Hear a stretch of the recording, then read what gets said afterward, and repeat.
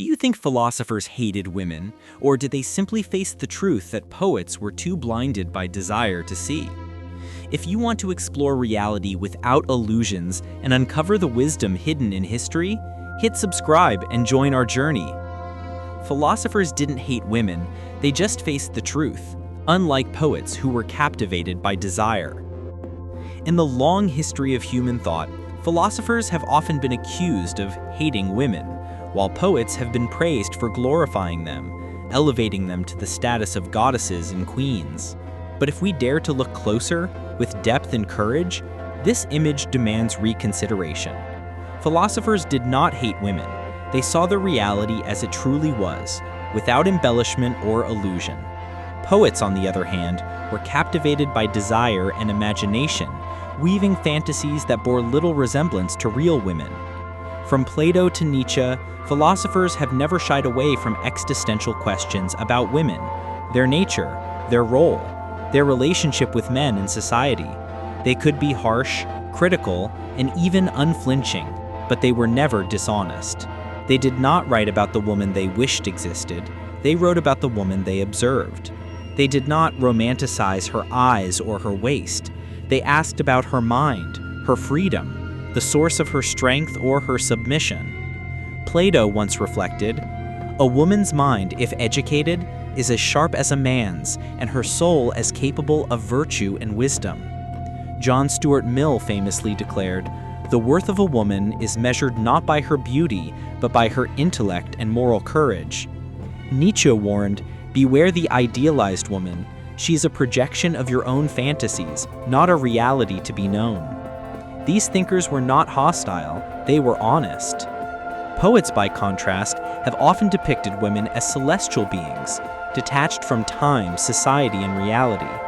They turn them into goddesses, muses, fountains of longing and sacrifice.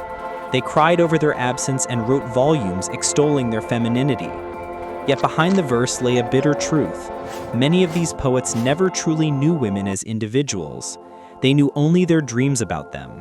They did not love women, they loved an illusion of them. And here is the ironic twist. The poet who wrote the most beautiful verses about his beloved often saw her taken by another man, sometimes richer, stronger, or simply more in touch with reality. The queen, immortalized in poetry, often belonged, in the end, to the man who lived in the real world, not in the stanza. Perhaps that is why the philosopher could remain sarcastic while the poet remained weeping. The former saw reality, the latter was deceived by it. In our modern era, we urgently need to understand women as they are, not as we imagine them.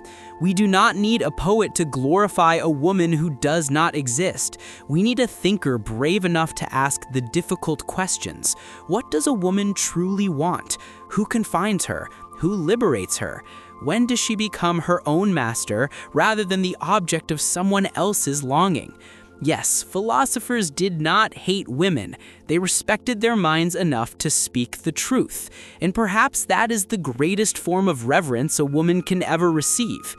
Yes, philosophers did not hate women. They respected their minds enough to face the truth. They dared to ask difficult questions. What does a woman truly want? Who confines her? Who liberates her? When does she become the master of her own life? In a world filled with illusions and fantasies, let us honor honesty, courage, and reality. Let us celebrate minds over appearances, substance over superficiality.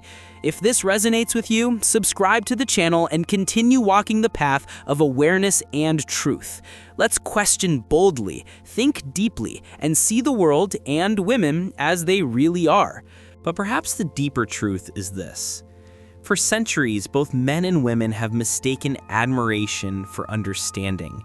We adored each other's reflections, but rarely saw the soul behind them. The poet turned love into worship. The philosopher turned it into theory, and both forgot that love, in its purest form, is not about possession or definition, but recognition. To truly understand a woman or a man, one must abandon the need to be right, to be superior, to be adored. One must dare to see the other without projection, without fear of losing control.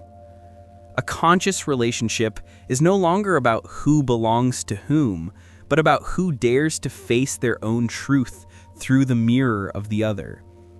And perhaps that is what our age is slowly awakening to, that the war between men and women was never about gender. It was about the human ego's refusal to meet the other without illusion. When a woman is finally seen not as a symbol, but as a universe of her own, when her mind is valued as much as her beauty, and her voice carries the same weight as her silence, then both the poet and the philosopher will have fulfilled their purpose. Because awareness is not the end of romance, it is its beginning, the kind that no longer needs illusion to stay alive.